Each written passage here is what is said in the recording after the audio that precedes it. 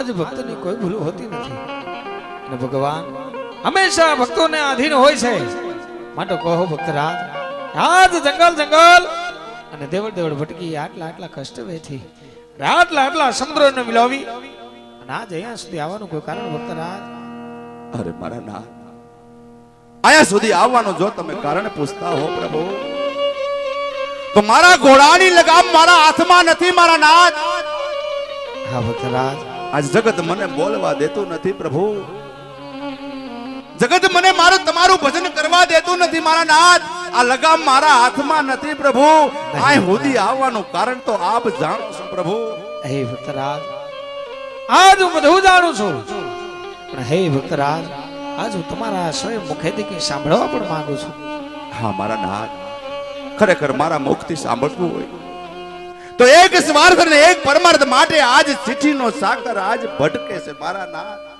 હું જંગલો જંગલ ભટકું છું પ્રભુ. હે ભક્તરાજ, એવું તે કહ્યું તમારું સ્વરાજ અને એવું તે કહ્યું તમારું પરમાર્થ છે ભક્તરાજ. આજ મારવાડ જેવી ધીંગીદરા છોડી પોકરણ જેવા રૂડા રાજ છોડીને અહીંયા સુધી આવું પડ્યું ભક્તરાજ. અરે મારા નાથ, આજ પોકરણગઢ છોડવાની જો તમે વાત કરતા હો પ્રભુ, તો આજ મારે રયત મને ઢગલે પગલે બેના બોલે. એટલું જ નહીં મારા નાથ, પણ એક શબ્દ બોલવાની પણ મને ના પાડે છે મારા નાથ. નહીં ભક્તરાજ, આજ દેહ હોય વિના સંકોચે કહો ભક્તરાજ. હા મારા નાથ, કેવાના શબ્દ મારી પાસે અઢળક પીડા છે મારા નાથ, પણ હું આજ કેવા નથી માંગતો મારા નાથ. આ લગામ મારા હાથમાં નથી પ્રભુ. આજ મારી પરીક્ષા શા માટે કરો છો પ્રભુ? નહીં ભક્તરાજ, આજ દેહ હોય વિના સંકોચે કહો ભક્તરાજ. આજ અહીંયા સુધી આવવાનું કોઈ કારણ ભક્તરાજ? હા મારા નાથ, એક સ્વાર્થ અને એક પરમાર્થ માટે આજ અજમલ સિટીનો સાગર ભટકી રહ્યો છે પ્રભુ. આ જંગલો જંગલ હું ભટકું છું પ્રભુ. હે ભક્તરાજ, એવું તે કહ્યું તમારું સ્વરાજ અને એવું તે કહ્યું તમારું પરમાર્થ છે ભક્તરાજ. આજ મારવાડ જેવી ધીંગીદરા છોડીને પોકરણગઢ જેવા રૂડા રાજ છોડી અહીંયા સુધી આવવું પડ્યું ભક્તરાજ. હા મારા નાથ, એક સ્વાર્થ અને પરમાર્થ ખાતર હું આજ ભટકું છું પ્રભુ. સ્વાર્થ કહેતા હું પાપી પેટે વાંજ્યો છું મારા નાથ.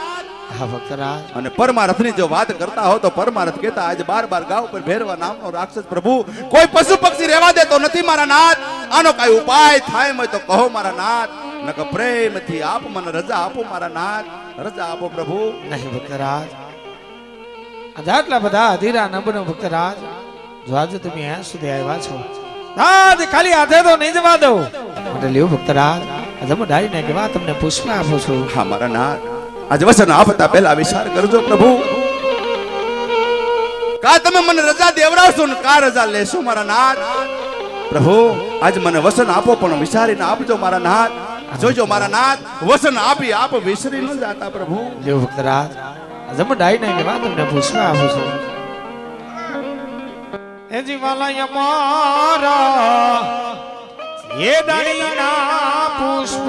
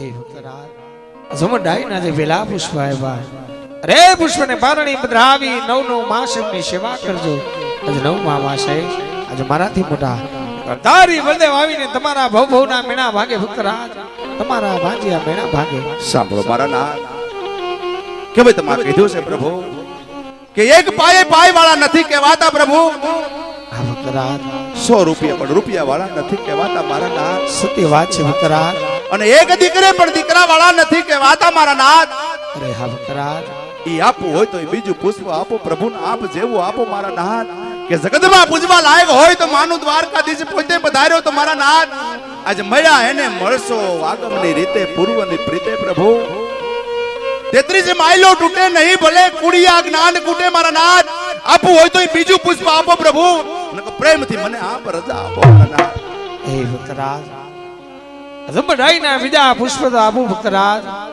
પણ એ પેલા આજે તમારે પણ તમારા જમણા હાથનું એક વચન મને પણ આપવું પડે ભક્તરાજ અરે મારા નાથ આટલી કસોટી કરી હજી આપ વસનની વાત કરો છો પ્રભુ તો એવા તમારા ક્યાં કઠણ વસન છે મારા નાથ જરા મને કઈ સંભળાવો પ્રભુ મને કઈ સંભળાવો મારા નાથ હે ભક્તરાજ આજ દ્વારકાનો નાથ તમારે ત્યાં પુત્ર તરીકે અવતાર ધારણ કરે અને જે હરખ ને જે ઉમંગ હોય ને ભક્તરાજ એ જ હરખ ને એ જ ઉમંગ આ પૃથ્વી ઉપરની મારી જીવન લીલા પૂર્ણ કરી જ્યારે પણ સમાધિએ જવાની રજા માંગો ને ભક્તરાજ તમારે મને હસતા મુખે સમાધિએ જવાની રજા આપવી પડે ભક્તરાજ અરે નહીં મારા નાથ આ તો આપણી કઠણ માંગણી છે પ્રભુ નહીં ભક્તરાજ કાળા માથાનો માનવી રેગ ઠેક રાખી હગતો નથી આપ વસનની વાત કરો છો પ્રભુ હજી આપ પોકરણગઢની માય પધાર્યા નથી ઉકળતા દૂધડા ઉતાર્યા નથી પ્રભુ અને આપ વિદાયની વાતો કરો છો પ્રભુ આવા વસન મારે નથી જોતા મારા નાથ આવી વસને બાંધવાની વાતો રહેવા દો પ્રભુ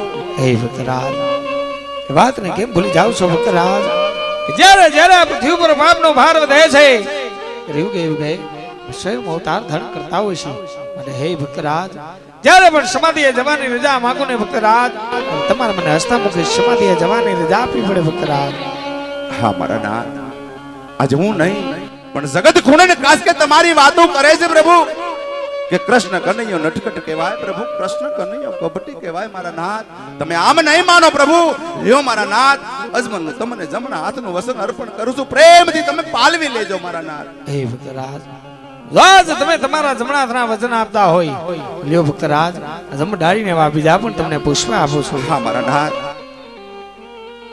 એ જીવાલય મારા એ દડીના પુષ્પ